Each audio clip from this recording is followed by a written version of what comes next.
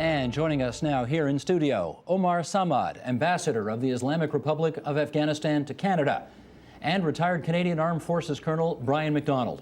In Calgary, David Burkeson, Director of the Centre for Military and Strategic Studies at the University of Calgary, and in Ottawa, Alain Pellerin, Executive Director of the Conference of Defence Associations. Now, as usual, on Thursdays, we are going to be taking your emails and phone calls tonight, but with a twist. We want to hear from the war's critics. So if you disagree with Canada's role in Afghanistan, if you think Canadian soldiers should come home, if you think this is the wrong mission, the wrong country, the wrong threat, then you should get in touch with us tonight. Email us your questions at theagenda@tvo.org or phone them in at 1-888-411-1234. Once again, theagenda@tvo.org or by phone 1-888-411-1234. Ambassador Brian, our guest out of town, thank you so much for making time for us this evening.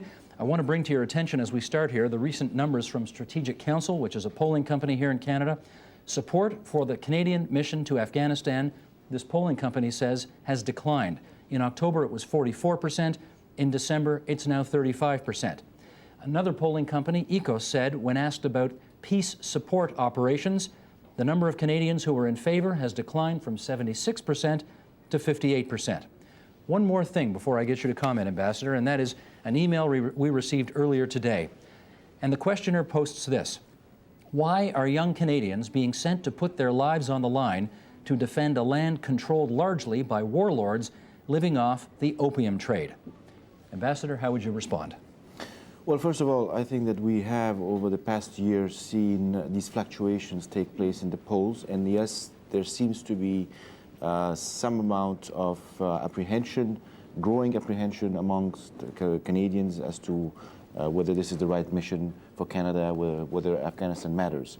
My point is, as an Afghan, and I've tried to convey this, that Afghanistan does matter for many reasons. One, it does matter for global and national security reasons. Number two, it matters because this is the one place where democracy is taking root, and we have a young, burgeoning democracy that needs the help of the international community. The Afghan people want it and they expect it. Three, this used to be a failed state, a state that was taken over by terrorists, and then it became a threat to the whole world. And I think that we do not and cannot afford to have failed states reemerge in that part of the country. Number four, we need to build and develop these countries, such as mine, Afghanistan. And number five, I think that the human aspect is very important. If we care about women, if we care about children, if we care about poverty, Afghanistan is a very clear case of helping those who have suffered for 25 years. Those all seem very legitimate reasons. However, they don't speak to what the comment made by our emailer was, which is it's a country that he says is largely run by warlords living off the opium trade. I was trying to answer the first part of your questions. Okay. The second part about the warlords, I think that if you look at the study that came out today by BBC and ABC News, a survey of more than 1,000 Afghans across the country, it shows that Afghans are optimistic about their future. And I think that Afghans consider the warlords as one of the minimal problems that they're facing, and they consider the Taliban and the terrorists as the #1 threat to Afghanistan and to the world. Threat. Okay, Colonel Pellerin, let me go to Colonel Pellerin in Ottawa. Brigadier General David Fraser had this to say: the story Canadians are receiving is like an iceberg. They're only seeing 1/3 of what's going on. So tell us, what are we not seeing in the Afghanistan story? Well, it's interesting when Mr. Dion says there's no progress. I wonder where his starting point is. And as an academic, for instance, if we look back 5 years ago when the Taliban were in power, there weren't any universities, about 10 universities now functioning in the country. There were no girls in school. There's about 5 million children in school. 40% of them are children. There's over 4,000 kilometers of roads have been built. You know, you could go on and on. The same about his comments, we need a Marshall Plan. He forgets that there is a Marshall Plan in a sense. There's about 70 countries that are involved in providing aid to Afghanistan. It's called the Afghanistan Compact. There's about 37 countries on the ground trying to make the country better, and there's a lot of progress to show. There's a lot of success. Do you think all of that is being obscured by the occasional coffin that comes home with a Canadian flag draped over it?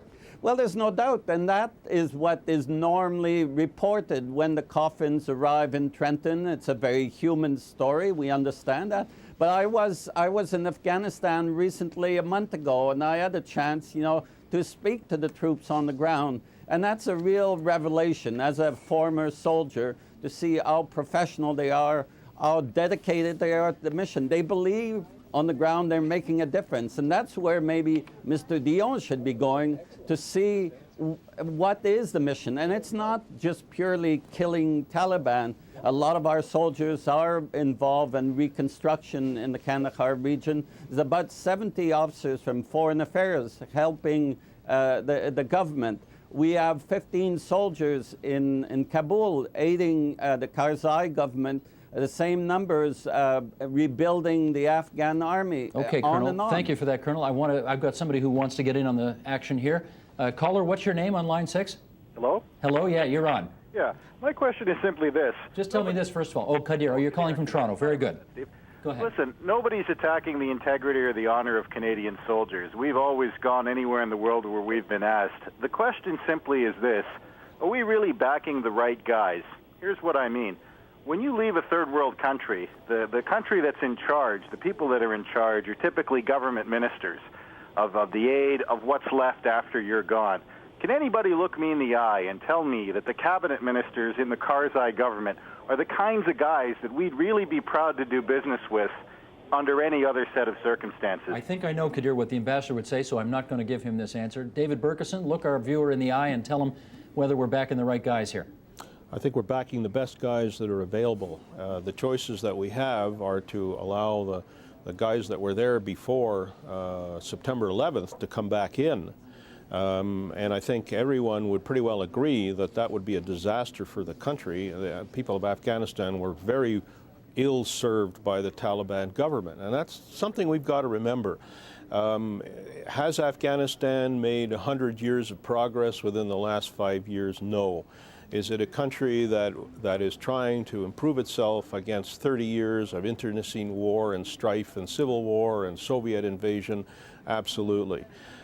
The president of Afghanistan today has chosen to work with some people who have pretty shady pasts, and I certainly wouldn't want to see them in charge of ministries in this country. But the choices that he's got are very different than the sort of choices that we've got here, and let me get right to the point. And that is that if you're going to try to build stability in a country like Afghanistan, the first thing you've got to do is win to your side the people who have got both the economic and military power around the countryside who can disrupt things very badly and possibly throw things back to where they were before. And I think that he's chosen, that's the choice that he's made, to try to work with these people and bring them along while at the same time doing the kinds of improvements that the ambassador talked about with regard to, let's say, the rights of women to vote. So okay, let me get a follow-up to the caller. Kadir, do you appreciate that this is not a choice between, Thomas Jefferson and Abraham Lincoln, but rather... See, I've lived all around in the third world, and I've heard this argument made quite repeatedly. You don't accept it? But you see, the problem is, this is what we used to say about dealing with Saddam Hussein. He used to be the best guy of a bad lot, and, it could be a lot worse if we dealt with other people.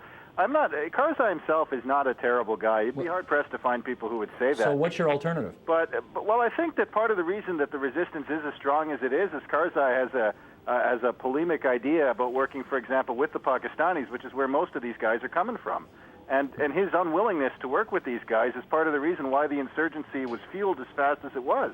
I think that there are a large Pathan population in Afghanistan, and there are reasonable leaders who are not all Taliban guys within that population. But Karzai has worked pretty strongly with a group of guys who the Americans are pretty positive on versus prior relationships that they've had. And these guys are really, really nasty characters. Let me ask you one more thing. Sure. How do you know so much about this? I've lived all around the world, including in the Middle East, and I've heard over and over again who the right guys are to deal with. Okay, let me get Colonel MacDonald, your reaction to what he's had to say.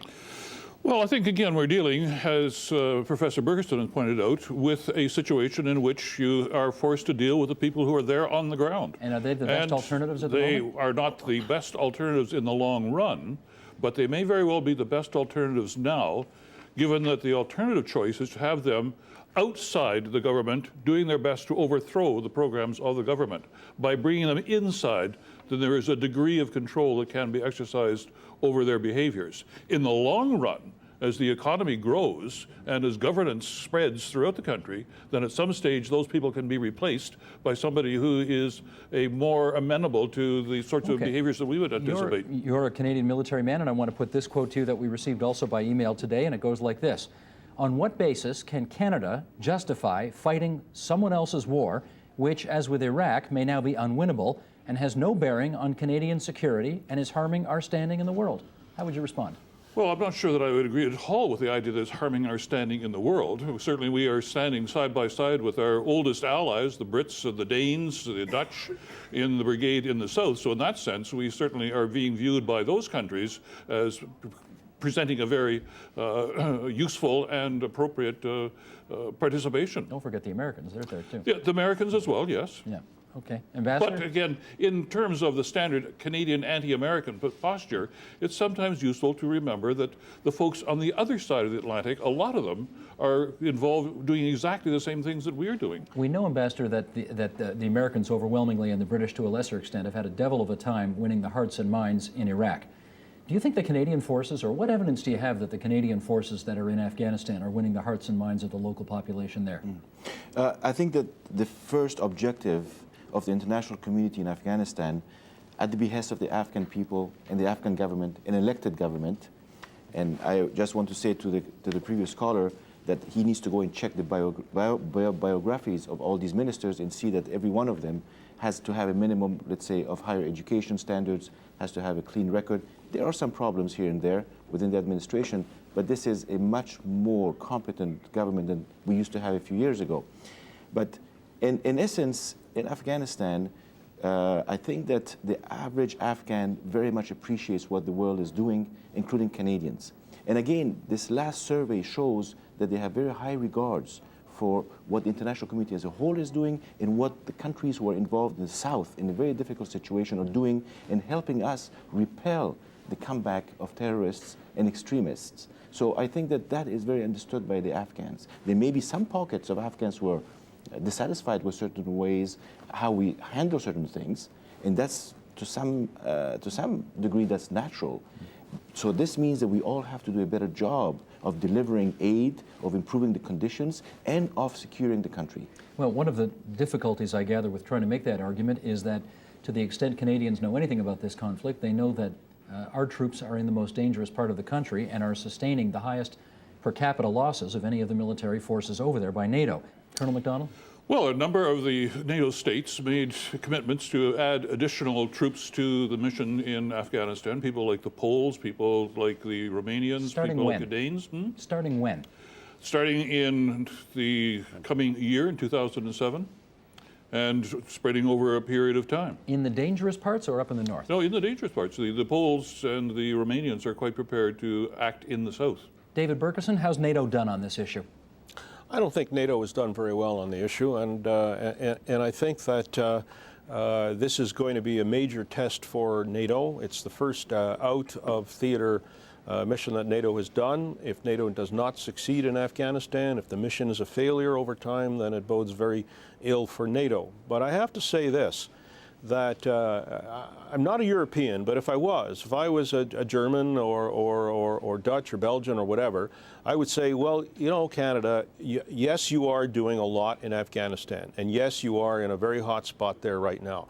But where were you between, let's say, 1965 and 1995, when you continuously cut your contributions to NATO forces? Our people were here, they were on the ground, we were pouring treasure, we were pouring resources into the defense of NATO, and you guys were taking your peace dividend three decades early. And now that you're taking a little heat over there, the first thing that we hear some complaints. And I think that fundamentally that's one of the reasons why countries such as Germany and France are not as sympathetic to us as I would like them to be. So we got to suck it up a bit after all. Is that more or less it? Well, you know, we did have defense on the cheap for a long time in this country. And I think for us to turn around now and say, well, come on, bail us out, a lot of them are saying, well, you know, where were you back in 1985 to 1995? Colonel Pellerin, I know since the end of the Cold War there is this temptation to say this is a make it or break it issue for NATO. NATO's passed a lot of those tests already, but let's ask it again. Is this a make it or break it issue for NATO? Well, there's no doubt it's the first mission of NATO outside of NATO territory, and at the end of the day, it has to be a success. Otherwise, NATO will be hurt very seriously. But on the other hand, if we look at the commitment of NATO countries in Afghanistan, we're looking at Afghanistan where 80% of the country is stable. And therefore, you can start rebuilding. And those countries, like Germany, has 5 provincial reconstruction teams in northern Afghanistan and is working on rebuilding and developing the country. So that's very positive. On the other hand, the south, where NATO has only taken over the southern provinces, and is the region of the Taliban and also the serious problem of the poppies, 2 big issues that you don't face in the north. So I think, again, we have to be patient. It's going to be a slow process in the south. Counterinsurgency and nation building is not a contradiction in terms. It's going to be a slow process to counter one and start rebuilding the southern provinces. I want to ask the ambassador about NATO. Do you feel that NATO has the stick-to-itiveness to finish the job? From the Afghan perspective, we are grateful to all of NATO and all NATO nations for what they're doing in Afghanistan, and also those nations who are outside of NATO who are also contributing to Afghanistan. But this is a 20-year project. You think we're going to stick around for 20 years? Well, I don't know if it's a 20-year project. I hope that it will take less time for us to accomplish the job, but security is essential. You cannot build a fractured society like Afghanistan's after 25 years of calamity and warfare and destruction in 5 years. But at the same time... So do you see the will? Do you see the will on behalf of Western powers to do it? I think that the West has shown very strong will so far, strong commitment in aid and in security, and that needs to continue. But we need to keep on improving how we accomplish our task. David Berkeson, I use the figure 20 years because one of the senior Taliban officials, Mullah Obaidullah, said his people are prepared to fight NATO for the next 20 years. Are NATO forces prepared to stay there for 20 years? That's a pretty good question, don't you think? Well, it's a good question of whether he is really prepared to fight for 20 years. It's very easy for him to say that. Well, they fought everybody else, haven't they? They fought the British, they fought the Soviets. No, it wasn't the Taliban. I mean, we're talking about the Taliban here. We're not talking about the larger country of Afghanistan. Each one of those invasions going back for 150 years or so were under different historical circumstances. They're all unique events, and this is a unique event too. Now, I don't expect the leader of the Taliban to say anything but we're going to keep coming at you for the next 10 years, the next 20 years, the next 50 years, and we'll take everything that we can to get at you. Of course he's going to say that, because the center of gravity for our effort is right here in the country. It's the citizens of Canada and how long they're prepared to stick this out. Now, is it going to take 20 years? I haven't got a clue, for quite honestly. But I can tell you this: that if you had asked people in Canada in 1940 or 1941 or 1942, it might take 10 years to beat these guys over there, Hitler and his crowd.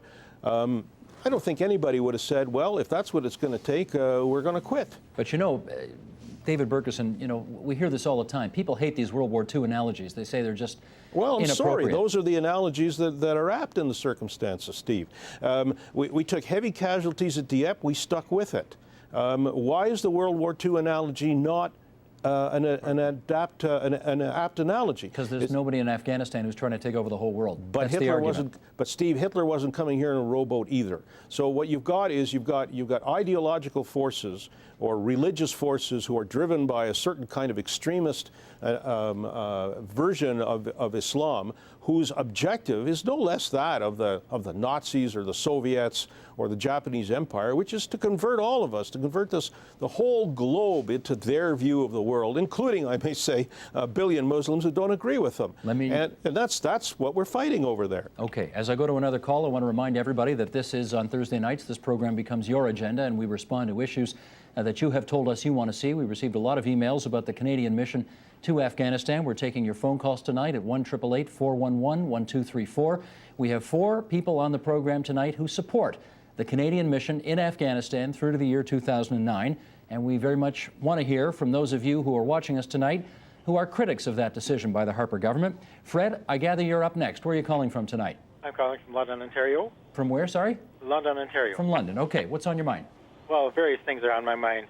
First of all, the gentleman that said that Hitler wasn't coming here in a rowboat is not quite true. His submarines were coming to North America, and had he conquered Great Britain, he would have come to North America next full force. So these World War II situations are not analogous to Afghanistan at all, no. Okay, next And point. also, I don't think it is wise for this nation shaping that the United States has been involved in, first of all, for the past 100 years in Latin American countries, and now they're going to the Middle East, saying they're going to make a democracy out of Iraq, for example. Okay, so for Canada to go into Afghanistan, even as part of NATO, I think may be ill-advised. If the citizens of a country, especially courageous fighters like the Afghanistan people are proven to be, cannot overthrow a bad government, they deserve the government they have, as the old saying goes, Okay, let me get the ambassador to comment on that. Would you care to respond, Mr. Ambassador? Well, this is not a U.S. war in Afghanistan. This is what the Afghan people want. This is as a result of their country having been taken over by terrorists and their rights having been trampled upon for several years, and then their country having become the staging ground for attacks on the rest of the world. So there is an internationalist component, a global threat component to this, which is very, very real. And so if we don't want to understand that, I'm sorry to say that the Afghan people do, because they were the first victims of it, and they do not want a return to these people, and do not want to return to the days when women could not work, could not go out, could not study, when men had to suffer tremendously, when there was no economy, the poppy grew, when Afghanistan became a haven for terrorism. We do not want to return to that because that's a threat to the whole world. Okay, we have another email that's come in at theagenda@tvo.org. This one from Kingston, Ontario. Many people think the mission in Afghanistan is primarily about making conditions safe for the TAP pipeline. Would your guests care to comment? Here's another variation on the "it's all about the oil" theme. Who wants in on this? Brian? Well, I mean, this is the series of conspiracy theories that float around. And as such, I would simply say that from my perspective, I don't pay very much attention to that as an argument worth thinking about. If I may, please. The TAP, for those who may not know, is the Turkmenistan, Afghanistan, Pakistan pipeline that the three countries negotiated in the past few years to build, that would take Turkmen oil and gas through Afghanistan to Pakistan, that would then be distributed to India maybe, and also be exported.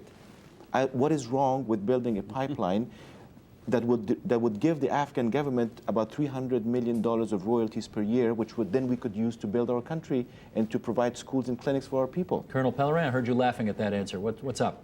Yeah, well, again, not necessarily the pipeline, but when I was listening to the comments before about the analogy, or it's not an analogy, 50 years ago, we were involved in the Korean War. I'm sure the majority of the population in Canada said, what are we doing there? Tens of thousands of miles away, we have no interest there.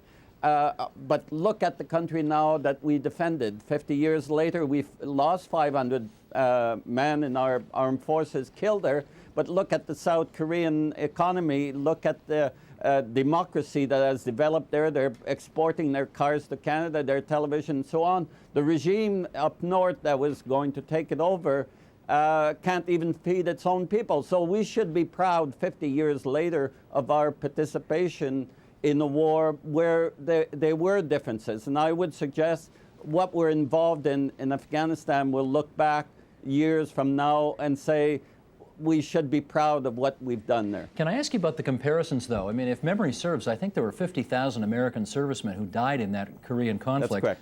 And, we're not going to suffer anything like those kinds of losses nowadays in this Afghanistan situation, but it seems that even one death or two deaths or a few dozen, as in the case of Canadians, there's very little tolerance for the kinds of losses that were sustained 50 years ago. So would you agree you have to sort of interpret these things through different prisms nowadays? Oh, I fully agree, but my point was not so much the fact that we lost 500 people, but we took part in a mission that we thought at the time was worthwhile, and we see 50 years later that it was worthwhile. And in fact, if we look at all our participation in the last century, they were all wars abroad. And I think, you know, people can say, why did we participate in the first war, the second war, or Korea? But they are good reasons, and at the end of the day, we live with that. I would suggest the Afghan mission is a similar mission. Okay, Ambassador, we have another email at tvo.org/theagenda that's come in from Sarnia, Ontario. Do you believe that in one generation, your society can convert from a regional warlord autocracy to a democratic one where each individual can pursue his own self-actualization without fear of social or secular retribution? I believe that it would take a generation or two to accomplish that, but you have to start somewhere. You cannot say, well, you are doomed and you will fail and you have to be stuck with what you have. Afghans have shown over the past 5 years that they are, on one hand, very grateful for what the international community has done to help them, because they are making their aspirations realize and turn them into reality. The aspirations of the Afghan man and woman and child is no different than the aspiration of the average Canadian here for a better life, for freedom, for democracy, to the extent that we can have it there. And so I think that every poll, every study that comes out of Afghanistan demonstrates that, including the one that came out today, including the one that came out last month, that the Afghans are grateful. And we are sorry for the losses. We're pained by the losses.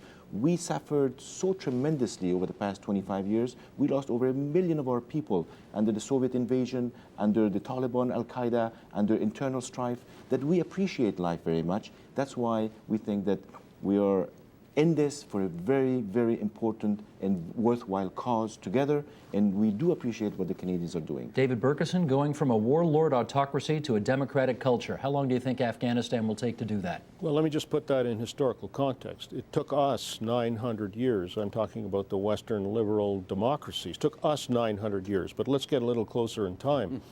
Germany, Japan, 1945, despoiled. It took them 20 to 30 years to begin to achieve real democracy with all of the effort that was poured into it. The biggest problem I think that we've been having with regard to Afghanistan is that we haven't done enough since 2001. There have been all kinds of studies and articles that have shown that the kind of resources that we should have been putting into Afghanistan were devoted elsewhere. I think that we can say today that even a large amount, of probably 40 to 50% of the amount of money that Canada is spending in Afghanistan is not getting to the right places and not doing the right work. What should we be doing? Well, we've got to be a lot smarter in where we're spending our money, and we've got to put a lot more into it. I mean, this is a country, as the ambassador says, that needs a lot of help.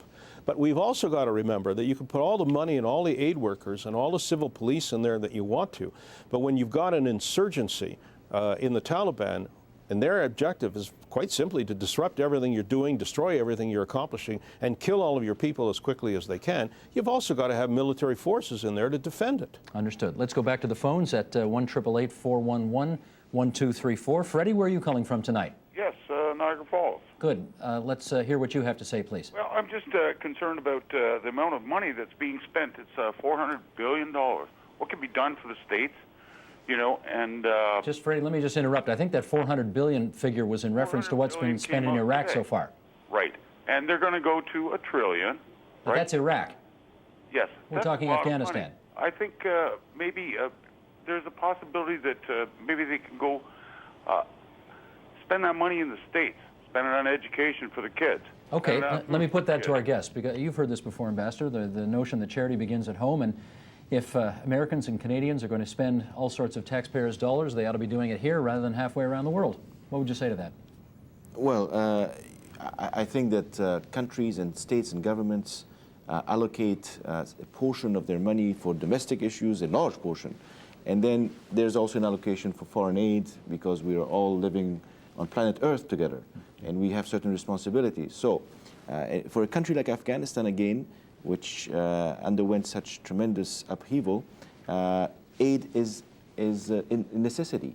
And so we welcome the aid, but as one of your guests mentioned earlier, we have to be very smart as to how we apply that, how we manage it, so that it can really reach the Afghans and make a difference in their lives.